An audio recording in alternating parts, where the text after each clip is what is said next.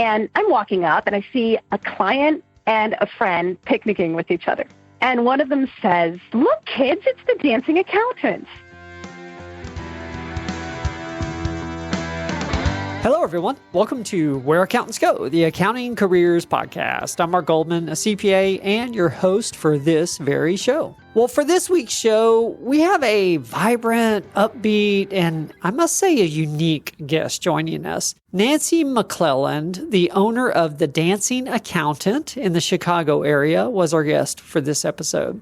You're going to very quickly pick up on Nancy's optimistic and happy and really just overall bright personality. But in addition to that, we get into some good discussions about business in general. And I really enjoyed the discussion about her own practice and how it's developed, plus how she got the name, of course. It really fits her so perfectly, and I think you're going to enjoy the story behind how she came up with that specific name, The Dancing Accountant. So if you do enjoy and learn something from this episode, please leave us a rating in your podcast app or write us a review. We just recently got a review I wanted to read. It's from Chris Top 40. It says, "I love this podcast. I assign my students to listen to and reflect on 3 podcasts in my financial accounting course. All students are surprised by the number of different career paths an accounting degree can take you down. This podcast is one of the best, quote, guest lectures you can find." I just love that. Thank you so much, Chris Top 40. On one hand, I feel a little guilty for creating homework for the students, but hey, if you have to do homework, listening to podcasts is not such a bad thing. Thank you so much. I really appreciate that review. And as always, for everyone, if there's anything that I can personally do for you in your own career or for any accounting organizations that you're involved in, please reach out to me as well. I'm happy to help in any way that I can. Well, with that, let's go ahead and get started with today's guest. Here's the dancing accountant, Nancy McClelland. Well, hello, Nancy. Welcome to the show. Thanks so much, Mark. I'm delighted to be here. Wonderful.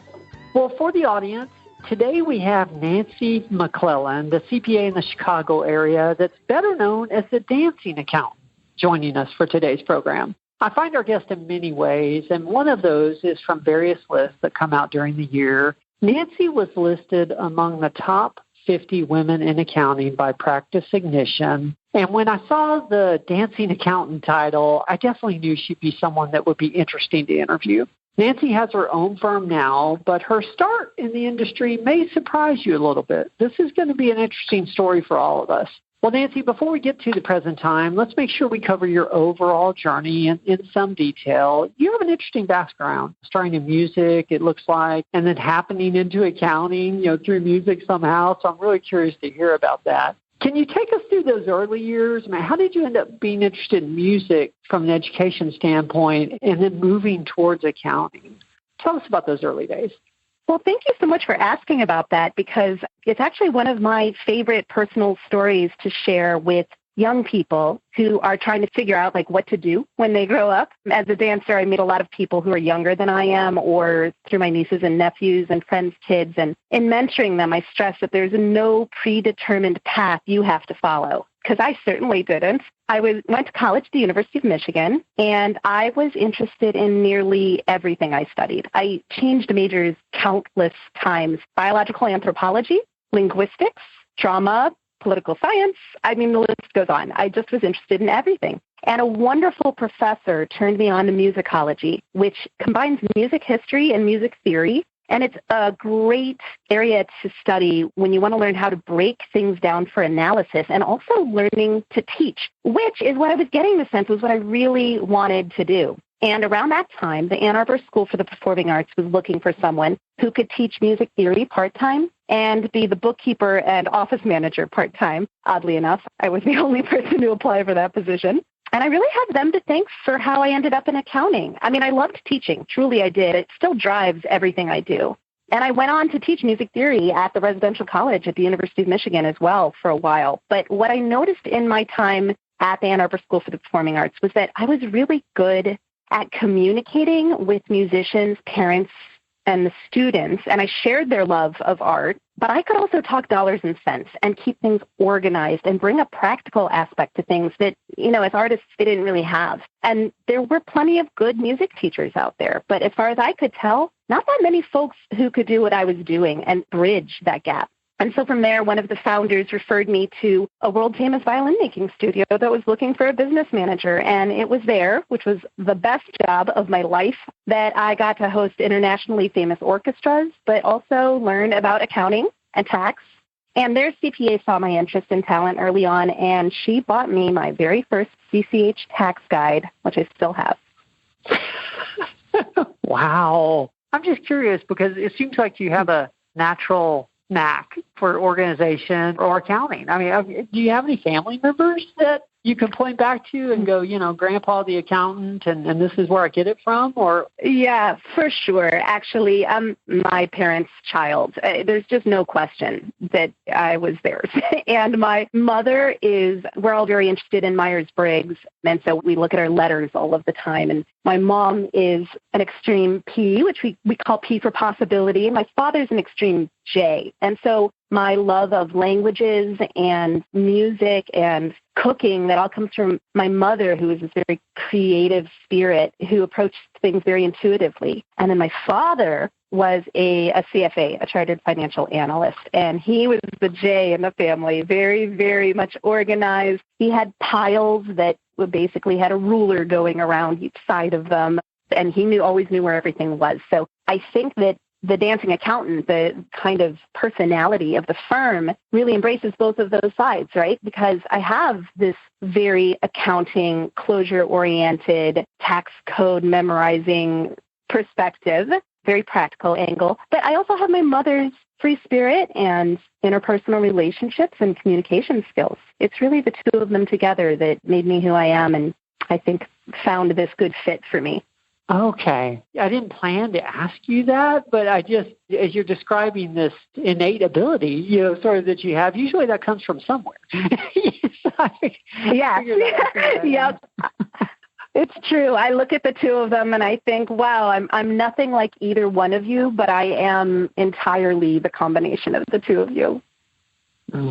So did I understand this right, that your first CCH tax guide, that came during your job at the violin manufacturing company? Yeah.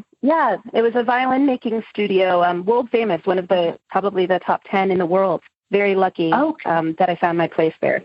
Okay, I was going to say it didn't sound like a very small place if they're giving you a CCH tax guide. Well, that makes sense. No, the violin making firm was very, very small. There were only a few of us there, but it was their outside CPA, the person who did their taxes. That's the person who I would call as the bookkeeper and business manager when I had questions. And she was the one who was just like, you might want to think about doing this for a career because you clearly love it and you're very good at it. And so, yeah, she ran her own CPA firm, and she was the one who was really my first mentor in accounting. Okay. Yeah, I know we got a lot to cover in your later career, but before we get out of this period, I'm just curious, for some reason in my mind, when I think of the business of music, I think of a financially difficult business. I mean, that's probably a bad stereotype on my part. I mean, what would we not realize about the business of music if we haven't been in that may surprise us as accountants? Yeah. What's the business That's of a great music question. like? So Joseph Curtin, who was the violin maker I worked with, he's still a dear friend to this day, he used to say that making a cello was just like making a violin, except that it took 4 times the wood, 3 times the effort, but only fetched half the price. And that was one of my earliest lessons in market pricing. So I would say, actually, that what stands out is not how different the business of music is. It's a really broad thing to say the business of music because there are so many things you could do within that business. I think what stands out to me in retrospect is the opposite, that small businesses and nonprofits actually have much more in common with each other than they have differences. Even when you're talking about a violin making studio or a school for the performing arts, for example, or a theological seminary, which was the next place that I ended up in my career, they all have to deal with pricing, sales, finding a niche, hiring and retaining good staff, managing cost of goods sold and overhead. The part that's specific to the industry, that's why entrepreneurs go into whatever they go into in the first place, right? I mean, I'm always reminding my clients that they started their business because they were good at their core strength. For example, you might be an amazing violin maker in this case, or acupuncturist, or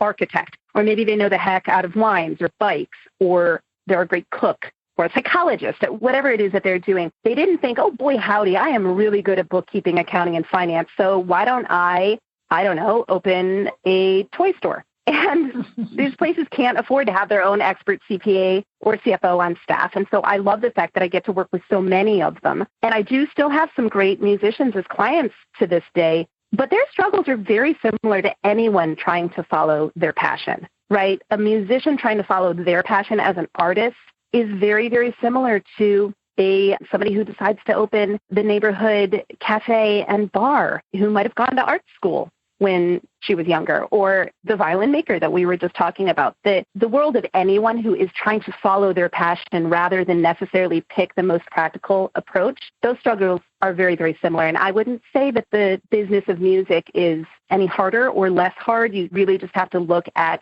the pros and cons of absolutely any industry that you're starting with. Okay.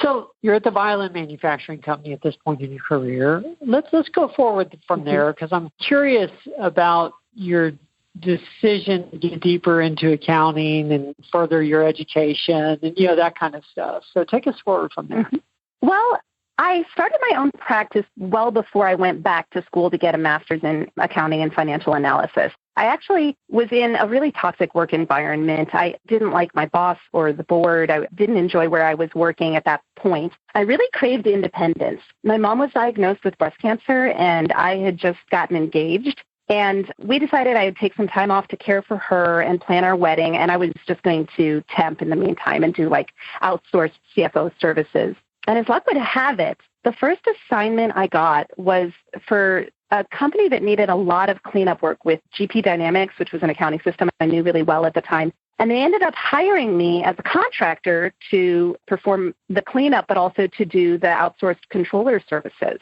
And it was completely serendipitous.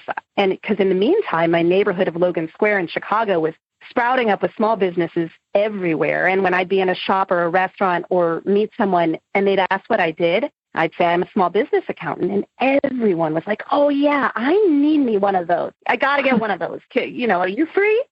You had John Garrett on your show a couple of times. I just love him. I was the first guest of his when he started his podcast. I was his guest number one. And on his most recent interview with you, he was talking about how when he's on an airplane, he always tells the person in the seat next to him that he's an accountant because it shuts them up and he doesn't have to talk to them the rest of the flight. But I actually have exactly the opposite experience. The second that I tell somebody that I'm a small business accountant, unfortunately, it happens sometimes when you're getting a massage, or I remember it happened on tax day one year. I was taking a Lyft to a bar because I was done and I didn't want to think about taxes. And I said I was celebrating tax day, and the Lyft driver was like, oh, you know what? I have some questions about self-employed taxes and how that works. I mean, people are just so interested in it. Everybody wants to freelance. Everybody wants to start their own business. So I've never had to advertise.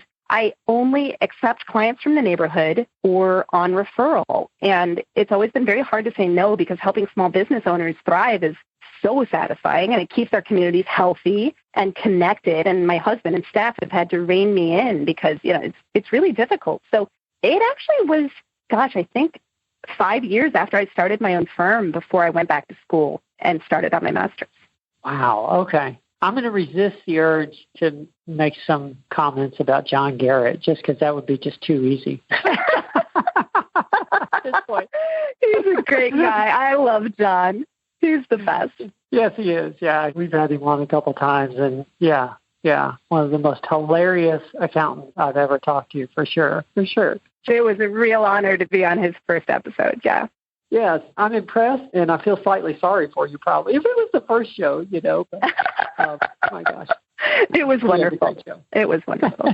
So it sounds like your practice started piece by piece and came together over time. Is that sort of how it developed? Mm-hmm. Okay. Yeah. Okay. It was because my first client was this place where I thought I was just going to temp. And then they ended up being a really good fit, and they brought me on as a contractor. And from there, it was just one client after the next.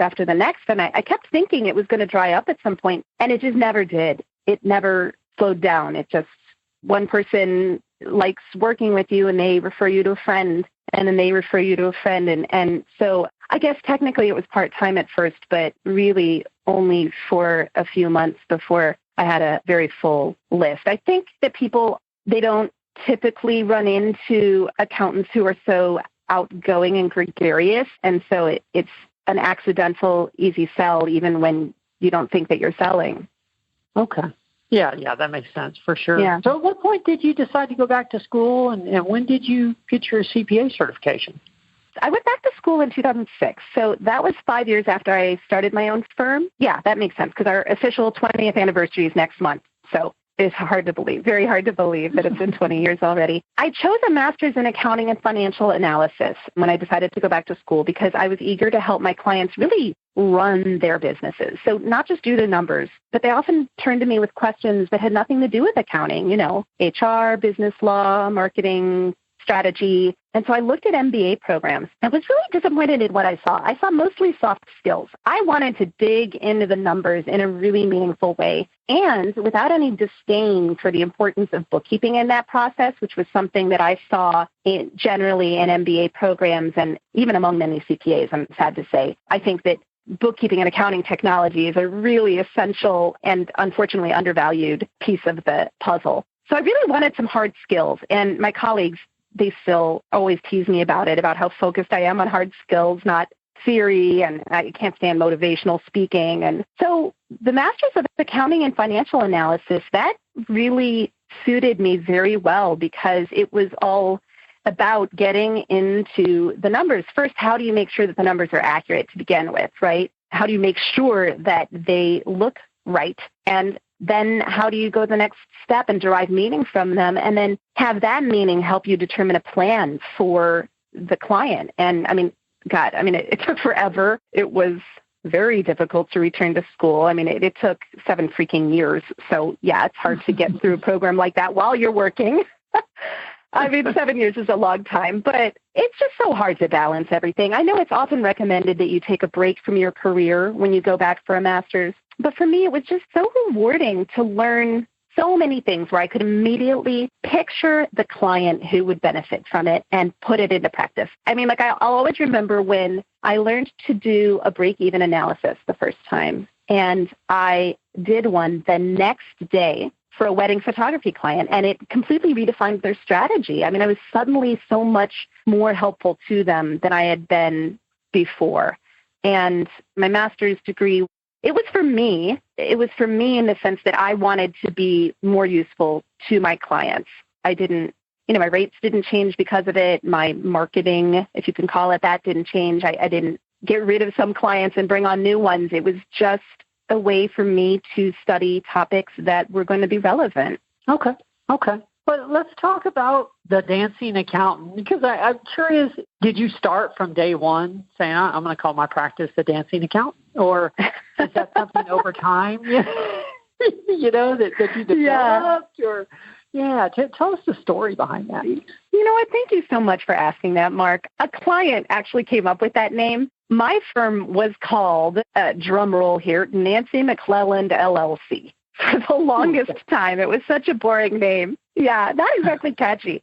I was actively trying to come up with a more interesting name. I thought about names that reflected the neighborhood maybe in which I did my work, or the type of people I wanted to work with. I wasn't coming up with anything that really made sense. And my friend Heidi had pointed out some time before that my external appearance, just in general, didn't match my colorful personality. And I was going through a period where I was actively trying to address that, wearing more comfortable jewelry that reflected me, and wearing clothing that reflected me more. And the same was true at the time for my company name. And then at one point, I think it was around 2013, I was on my way to a performance, a dance performance in full costume. It was a 60s style go-go dancing gig. I don't know if you're familiar with go-go dancing, but like Nancy Sinatra, these boots are made for walking, that kind of thing. Mm-hmm. And the gig was at Unity Park in my neighborhood of Logan Square in Chicago. And it was a community event where we were teaching little kids how to do go-go moves. It was really fun. And I'm walking up and I see a client and a friend picnicking with each other. And one of them says, "Look, kids, it's the dancing accountants." And I knew I had it. I knew it. The second she said that, I was like, oh my goodness, that's what I've been looking for. Talk about something that reflects my personality externally, right? I mean, I guess you could say it's about branding in as much as it reflects the kind of fun-loving, outgoing person that I am. But what it really has ended up doing is it filters out clients or colleagues who think it's silly, right? Like, they don't want to work with me. I don't want to work with them. It's a win-win. If somebody sees that name and they know that I'm not going to be a green eye shade sitting in a desk in the corner and just crunching the numbers, they know that there's going to be something different. And then accidentally, after changing the name, it just ended up putting me out there in our profession in a way that's so rewarding. My blog, which is a huge labor of love, it gets more attention than it ever did. All of a sudden, people, they see this name and they want to know, well, what's that search result? I get to meet fascinating people who are interested in the story behind the name, and people remember me. I mean, or at least they may not remember my name, but they'll remember that outgoing, colorful, fun, smart person who really values interpersonal relationships. That one, the accountant who dances, what's her name? And yeah, people come up to me year after year at conferences and they say, oh, it's the dancing accountant. She's back. I had no idea it was going to be so catchy and helpful. I just wanted something that reflects who I am. And actually, we were talking about John Garrett and his podcast, What's Her And? It was because Gail Perry, the editor of CPA Practice Advisor, had suggested to him when he asked her who he should interview, she suggested he get in touch. And it was, I knew her from conferences and we knew each other, but we weren't close or anything. It was the company name that told her I was a dancer. I don't think she and I ever talked about that. So it's just been such a wonderful experience. And of course, having a client say it just came out of the blue like that. It feels very natural and a fit. Yeah, it's hard to name a business, and it's wonderful when it is when you hear it and that's the one. And yeah. Why did I think of that? Yeah. Wow, that is perfect. I have to ask. Yeah. So we've done several episodes where people have their own practice and they have a niche, right? I'm curious. After you started using that, has it, other than filtering out people that take themselves too seriously, has it affected the types of clients you get? Have you started to develop an artist niche or anything like that? Or yeah, that's so interesting. I've never thought about it that way. I don't think so because, as I mentioned, I only take clients who are in the neighborhood or who are on referral from an existing client, right? Or from a referral from an existing client. I mean, I do have a niche, but my niche, rather than being an industry, my niche is my community. My mission from when I very first started things was that I wanted to be able to provide affordable accounting services to small business owners so that we keep the chains out of our neighborhoods.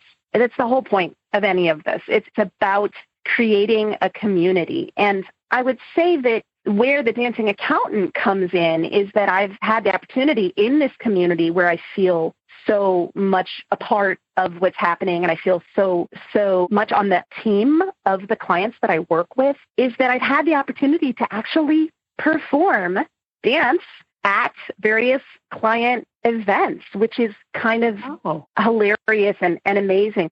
We've performed, one of my groups, the Fabulous Ladies of Fitness, we've performed at Chicago Summer Dance, right, which is like 500 people dancing along with you and watching you. I was more nervous the time I performed at Cafe Mustache for the Dill Pickle Food Co-op's talent show than I was performing at Summer Dance, because these are the people who need to take me seriously day in and day out, right? Like, these are the people who need to know that I am going to give them the correct advice or cite the correct code section of Internal Revenue Service, right? So here I am in a silly costume dancing on stage. I think that one was with the Janes, which is the go-go group. That's somewhere where the dancing accountant hasn't changed the niche of the people I work with, but it does, in a sense, it has changed my relationship with those clients because they say, oh, hey, we're having a performance. We want you to be a part of it. So it changed the dance niche a little bit more than it changed the client niche, interestingly enough. Do you have a separate charge code for that? I'm sorry, I couldn't resist. That's a good one. I've listened to too many podcasts about any similar items. It's too funny. So if your career in your business, your future goes exactly as you'd like it to go, what does that look like? What do you want to be able to look back and say, I accomplished this? I actually have a really tangible next step there. It was something that I was working on pre-pandemic, and then the pandemic threw it for a loop. But I'm definitely getting back toward working on this. I'm trying to get to a point where my staff can handle most of the day-to-day work, and I can really focus on education, which, as I mentioned earlier, I think that flipping around to different topics and different majors when I was in college, it's just because I'm interested in so many different things. I love learning, but I also love passing along what I learn. I always joke with my husband that when I have my midlife crisis, I'm going to become a tour guide because I think I just love teaching people things. And so I think I would really love to focus on education in my business for my staff, as well as for my clients, and through presentations and blog posts for the small business owner public and their trusted advisors, so that it's not just the clients that I have, but really making a difference kind of in the wider array of small businesses and the people that work with them. I mean, it would just be amazing if I could spend my days researching and writing, presenting, teaching, and meeting with clients. I mean, that would be just heaven to me. I also do a lot of webinars and sessions with the Bookkeeping Buds, which is this wonderful professional group. You had mentioned the Top 50 Women in Accounting Award earlier, but it's possible that my Bookkeeping Bud of the Year award this past year was even a greater honor than that one. They're a wonderful group of bookkeepers, of women bookkeepers who we all have different strengths, different abilities. And we have a Slack channel that's just fantastic that we spend a lot of time helping each other out. And this past year with the pandemic, that's just been one of my areas where I've been offering a lot of education to them, because if I can help through my blog and through teaching small business accounting advisors, if I can teach them something and then they are carrying it out, maybe each one of them has 20 or 50 clients of their own, or the people who read the blog. I mean, I get thousands of readers a day, which is so rewarding. Then it's just like, it's not just me helping my clients, it's me helping the greater accounting community and small business community. And I guess, the only reward greater than that has been like how many of my clients are going to make it through this pandemic. That's that's been the best part of it. But really, like, the reward of catering to this accounting community and being recognized for that and being able to continue doing that, that would be really, really amazing. I mean, as for what I've accomplished, like, if I look back on my career and my life, it's going to take a lot of work creating workflows and procedures and training staff to get there, right? But I can see it happening slowly but surely. I wouldn't be making any progress in this area whatsoever if it weren't for Allie and Julie. They're two of my most dedicated employees and at this point, dearest friends, and they're incredible. But if I can get to that point, then when I look back and I'm able to say, here's what I accomplished, then I will have hopefully accomplished what my original mission was in the first place, right? To provide affordable accounting services to small business owners so that we're keeping the chains out of the neighborhoods. I would love to be known as someone who helps keep our communities vibrant by helping small businesses succeed, right? Like, that's the whole point of any of this. And my staff is a group of women who feel the same way. Our work really has meaning. So that is what I am hoping my future looks like. And I think it has a better chance of looking that way if I can create workflows and procedures and training materials so that I can step away from the day-to-day client work and the day-to-day administrative work and spend more time on interpersonal relationships with clients and educating other small business owners and their advisors. That's what I would love to do. That makes a lot of sense. Yeah, definitely. Well, I end every show with the same three questions, and we probably better get to those in the interest of time. This has been a wonderful interview. From a career perspective, this first question is usually the easier one. From a career perspective, what's been your proudest moment? My proudest moment, I think, to be honest, it was during the pandemic. not that long ago when I was asked to give a presentation on applying for the Paycheck Protection Program, the PPP, in Spanish. In Spanish. Yeah, that was terrifying, and so gratifying. I actually received a lot of feedback that it helped a bunch of folks who might otherwise not have had the resources they needed. Although, as I said earlier, all but 2 of my clients making it through the pandemic, that was a hugely fulfilling experience as well. So I would say this past year, this pandemic has given me a lot of opportunities for proudest moments. Is Spanish something you feel fluent in, or was that part of the challenge? That was definitely part of the challenge. I would not say I'm fluent. I'm proficient, I can get around, but no, it was difficult work to prepare it and difficult to deliver it, but it turned out great. I was really proud of it.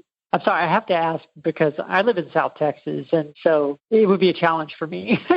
I took it in school, but that's about it, so, I can relate to that. Well, second, and this is more of a request, I think, than a question, but tell us about a lesson you learned the hard way, and the more you can tell us about the situation, the better, because that's how we all learn from these. Sure. Well, this one's easy because it's something I'm suffering from right now. And this is advice I would give to anyone. You need to set up systems company-wide well before you will actually need them. You cannot keep it all in your head. If I had workflows, checklists, project management, and billing systems in place before I ever hired my first contractor or employee, I would be in a very different place today. And a close second to that, only work with people you like. I learned that lesson the hard way as well. Whether that's staff or clients, only work with people you like. You're running your own firm. You get to choose. This is your decision. Ooh. Yeah. And we should do like episode Learn both 2 those lessons the hard way. I'm just that on. Sounds like there's some stories there for sure. Okay. Well, last question, and then we'll go ahead and close it down. What's the best piece of advice that you have ever received? Oh, my goodness. I have thought about this so much. I'm thrilled that you asked this question to everyone because when I was a kid, I was sure that someday I would become an adult, right? And to this day, I'm amazed that it still hasn't happened. I mean, there's no magical moment where you've got it all figured out and you're done. Boom, I'm an adult. Instead, we all sort of stumble along doing the best we can do, thinking that everyone else except for us has it sorted out. And it doesn't work that way, right? It does not work today. Learn all you can, become the best example of yourself that you can. Don't look at other people and think you're the only one who's still trying to figure it out. We're all trying to figure it out. It's just that some don't admit it. And to that end, I think the best piece of advice I ever received was something that would have helped me as a little girl, me growing up, so much. I have a good friend named Laurel, and it was just when I started in go-go dancing. I would see her dressing up in costume and getting up on stage, and she'd forget her age. She would just be herself 100%. She just was who she was. And I said to her, I wish I could be more like you. You're absolutely fearless. And she said, oh, no. I am just as scared as the next person, Nancy. The difference is that I do it anyway. And I get choked up every time I think about that because that's how I've lived my life since childhood. And here I thought I was the only one who was scared. I was scared, but I was doing it anyway. And I thought other people knew something that I didn't know because they were doing things and they weren't scared. So they must be better at it than I am. And when I combine what I've learned in my life that I wish I could communicate to my younger self and that piece of information that she gave me, I'm just as scared as the next person. The difference is that I do it anyway. I mean, that's been life-changing for me, but I wish I had learned it a long, long time ago. Yes. I hear people talk about imposter syndrome, if you've ever heard that term. And yes, absolutely. I had never thought about it till I heard in the last few years, that term. And yeah, we all think we're accidentally doing a good job and someone is going to find out that we don't know everything. Right. As if you could. I mean, Mark, you're a CPA. As if you could know everything that there is to know about accounting. It's impossible. There's too much. So yeah, just recognizing that you'll learn as much as you can and do the best you can do, and that everybody else is doing the same thing, I think is where the key is. So true. So true. Well, thank you for taking the time for this interview. I knew it was going to be an interesting story, but I didn't count on as much life advice, and general business advice that we got. So thank you.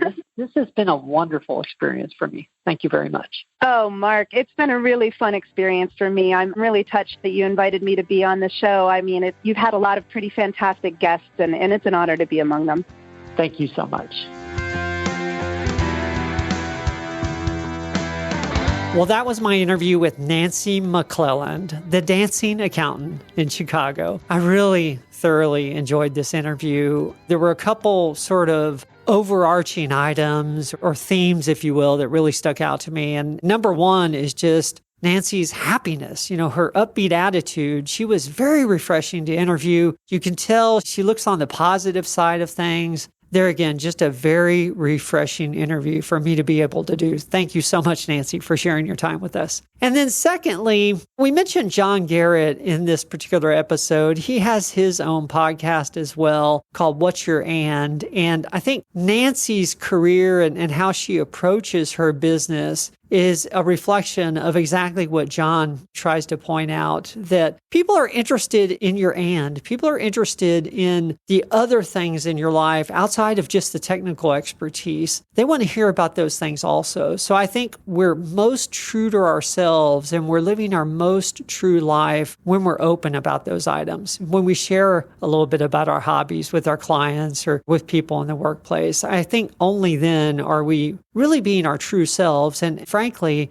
at that point, we're the people that others most want to hang around, because no one wants to hang around someone that's fake, right? So it just makes all the sense in the world. And I so love it that Nancy has found that perfect spot in her career and her life, and she's able to live that out. She has just a tremendous story. Well, that wraps up another episode of Where Accountants Go, the Accounting Careers Podcast. I'm Mark Goldman, your host for this show. And as always, I know I say it a lot, but seriously, if there's anything I can do for you in your own career, please don't hesitate to reach out. I'm happy to help in any way that I can. Well, we'll see you all next week. That wraps it up for today. After all, this is Where Accountants Go.